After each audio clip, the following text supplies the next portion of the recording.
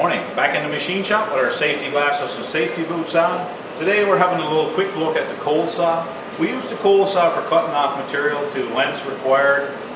In the cold saw, basically we can cut any material that is softer than the blade, the cutting blade we're using. It's a high-speed steel blade, so we can cut brass, we can cut aluminum, we can cut stainless steel, we can cut carbon steel as long as it's not heat treated, as long as it's a soft material.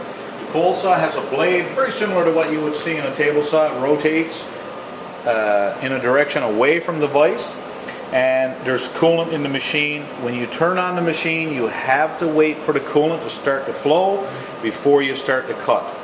The other big concern with the cold saw is that you have the material clamped very rigidly in the vise.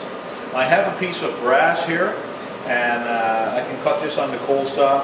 What's really important when you're cutting with the cold saw is that at least 3/4 of the width of the vise is actually holding the material. If you go less than that, what can happen is the part can twist and the blade will break. So what we don't want to do, is hold a material that's less than half of the vise.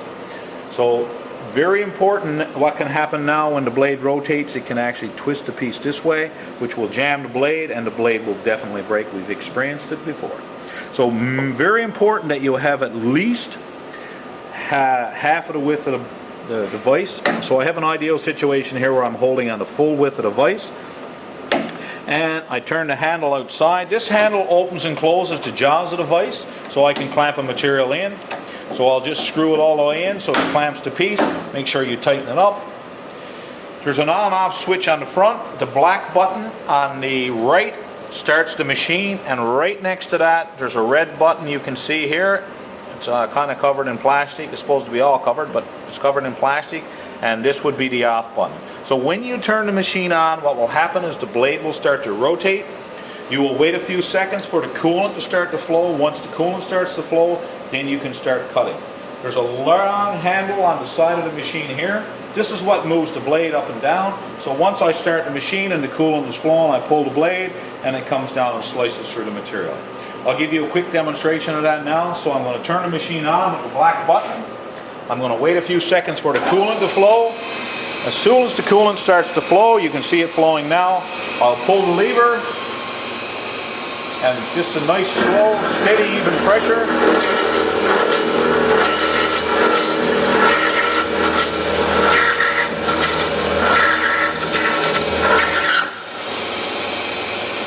Turn the machine off with the red button.